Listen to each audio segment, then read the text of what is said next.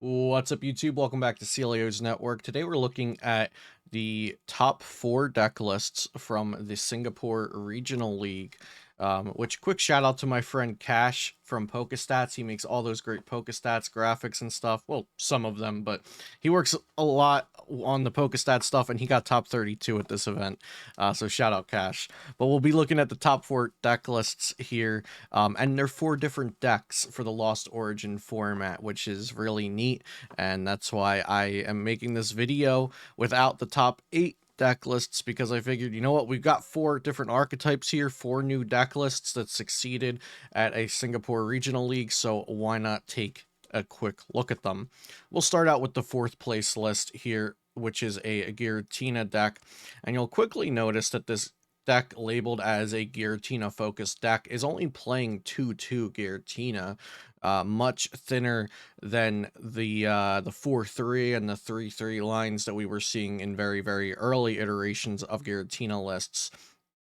So yeah, let's take a look at this. It's playing 4 of the Comfy, of course, because Comfy with flower selecting once during your turn, when it's in the active, you get to look at the top 2 and grab a card from it and put the other into the Lost Zone. And then it's also going to be playing 4 Colress's Experiment to look at the top 5 cards and put 3 of them into your hand and the other 2 into the Lost Zone. And Luminion V, I think, is a staple, and it should be in these decks that want to play Colress's Experiment turn 1 guaranteed. Colress's Experiment is pretty much your best supporter to play turn 1 every single time, because 2 Comfies plus a Colress gets 4 into the Lost Zone, and that means you can start attacking with Cramorant right away. So Cramorant's going to be our very early attacker for the deck. Lost Provisions letting you attack with Spit instantly for free, doing 110 damage is a great way to start off. A lot of times you will be taking a knockout in this format with that 110 on another Cramorant, on a Comfy, something like that. Maybe a Sobble, or maybe you'll just be hitting into a V Pokemon, hitting them for about half of their health for 0 energy, which is really efficient and really strong. Definitely not something to be overlooked. We have Sableye with Lost Mine that we can use once we have 10 or more cards into the Lost Zone. Put 12 damage counters however we like on the opponent's Pokemon. Really strong late game attack. Radiant Greninja, the concealed cards. I think concealed cards is a huge part of the Lost Zone engine's consistency. Although it doesn't look it, you're already playing 4 scoop up nets, and you're playing a myriad of different energy cards, usually 10 energy at the lowest in these kinds of decks. And then you can also play Training Court, so very easy to just have a +2 draw guaranteed every single turn, and sometimes you can even use Scoop Up Net to reuse the Radiant Greninja and get a +4 as long as you have some energy to discard. And like I said, you have Training Court, you also have Ordinary Rods, so you don't mind discarding those energies too much. And then we have Giratina V and VSTAR. Giratina V has the Abyss Seeking attack. Don't forget about that one. Look at the top 4 cards of your deck and put 2 of them into your hand, the other 2 into the Lost Zone, and then Shred to do 160 and go through effects. Giratina VSTAR, however, is the main attraction of the Giratina line. 280 HP, no weakness, of course, because it's Dragon type. Lost Impact does a whopping 280 damage, and then puts 2 energy into the Lost Zone. And Star Requiem, if you have 10 or more cards into the Lost Zone, your opponent's active Pokemon is now knocked out. Giratina is very strong, and I love it combined with the Thornton supporter, which is new from Lost Origin. Choose a basic Pokemon in your discard and switch it with one of your basic Pokemon in play. Very important, the attached cards and turns in play stay on the new Pokemon. So if you just turn like a regular old Comfy into a Giratina V, you can immediately evolve it into a Giratina V-Star, and that's massive.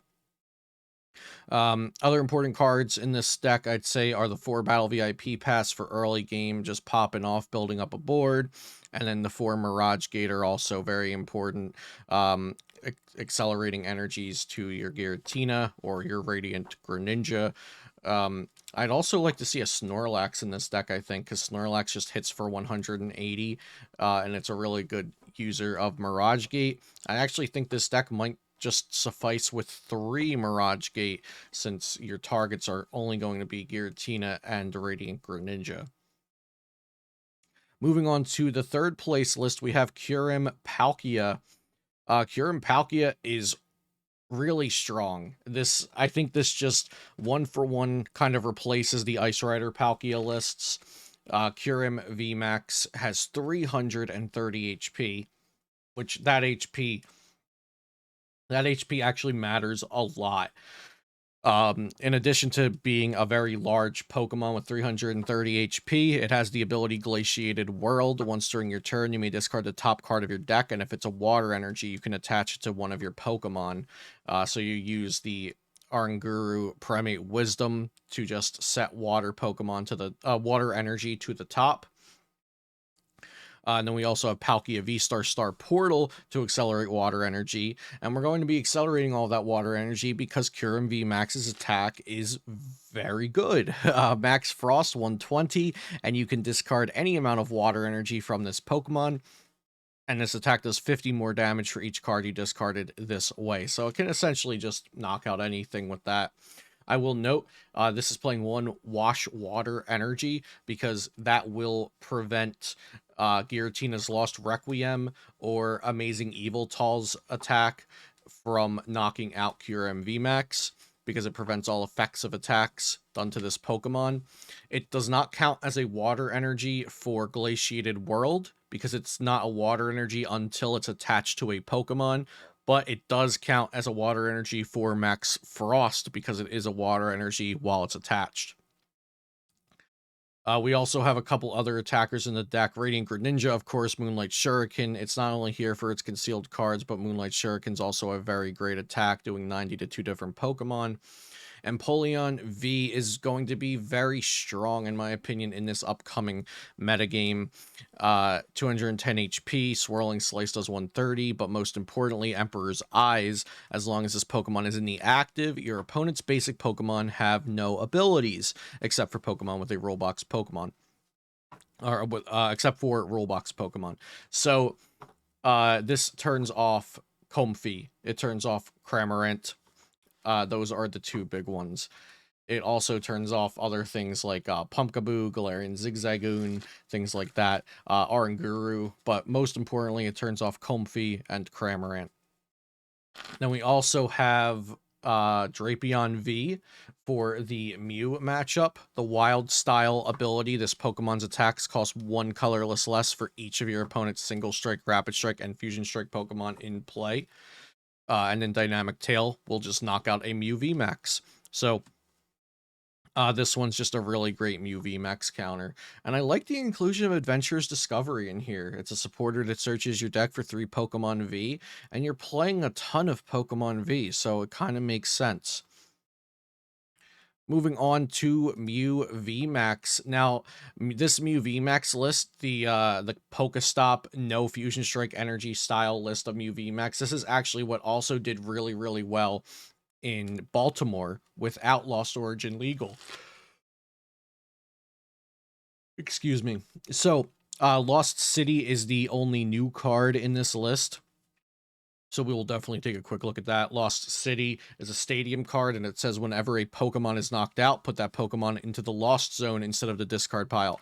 This, of course, does not affect Mew at all because we're never getting our Pokemon back anyway in this deck, but it's great against things like Regigigas and Radiant Charizard.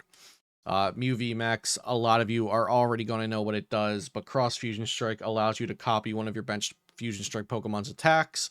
With a double turbo energy, it'll do 20 less, so we'll be copying Genesec's Technoblast for 190, plus Choice Belts, plus Power Tablets, and Pokestop lets you get through your deck so quick, because you have so many items in this deck, including Cross Switchers, which can be used as your Gust effect, if not Boss's Orders, as your typical Gust effect for the deck. And lastly, we have Lost Zone Box, which won the event. I'm going to actually bring this one up as an image so we can look at all of the different things going on here. So we have the Comfey, we have the Sableye, we have the Cramorant, we've already looked at those. We also have Radiant Greninja, we've already looked at that. And you'll notice that water energy is the most populated energy in this list because Radiant Greninja does need 2 water and a colorless to attack, but also Abominable V needs 2 water and a colorless to do Destroyer Punch, 90 plus 60 more damage for each damage counter on your opponent's active Pokemon. This Crabominal V can be used to essentially just one-shot anything as long as you've done some damage to it. So Sableye, Cramorant, Radiant Greninja, Crabominable V, I'd say they are all... Oh, and Snorlax. Snorlax just does 180, kind of for no reason. 180 for 3 colorless, and then it puts itself to sleep, and it needs to flip 2 coins instead of 1 to wake up, but that's not really a problem, because your opponent's either going to knock out Snorlax, or they're going to boss up something else, or escape rope and knock out something else, and wake up Snorlax anyway. So Snorlax just does an absurd amount of damage. So all of those attackers are going to be pretty much equally important, and I think equally used throughout different matchups. And then we also have Zeraora. Now, Zeraora in the past has been used as a Palkia V-Star counter, in addition to using a Choice Belt to one-shot Palkia V-Star. This deck only plays 1 Choice Belt, so it might be hard to do that. But this isn't really here to one-shot Palkia V-Star. If you can do that, that's great. But it's here for Empoleon V. Empoleon V is not affecting Zeraora by shutting off any abilities, and you just one-shot Empoleon V straight up with Zeraora. And this deck even uses a Raihan, so you don't even need to be using Comfey and Mirage Gate and stuff like that. If something was knocked out by their Empoleon last turn, Lumineon still works while Empoleon is out, so you can Lumineon for your Raihan and attack with Zeraora. And one-shot the Empoleon, punish them for trying to counter your deck, pretty much. So Zeraora, I think, is a very, very intuitive inclusion in this deck, specifically for the Empoleon Vs that are around. And then Drapion V for the Mew matchup. And yeah, and that's pretty much it. Also Echoing Horn for maybe putting something that's weak to something on the bench, or just an easy knockout for Radiant Greninja or Sableye, picking off multiple little guys at a time. So those are the top 4 decks from the Singapore Regional League. I think all 4 of these lists are super duper solid. I think I did make a couple comments on things I'd like to change in the Giratina list, but other than that, super solid deck lists moving forward for Lost Origin. So in North America, we have Peoria Regionals in a couple weeks, and then a couple weeks after that, we have Salt Lake City Regionals. So I think these deck lists will be great starting points for testing for those events.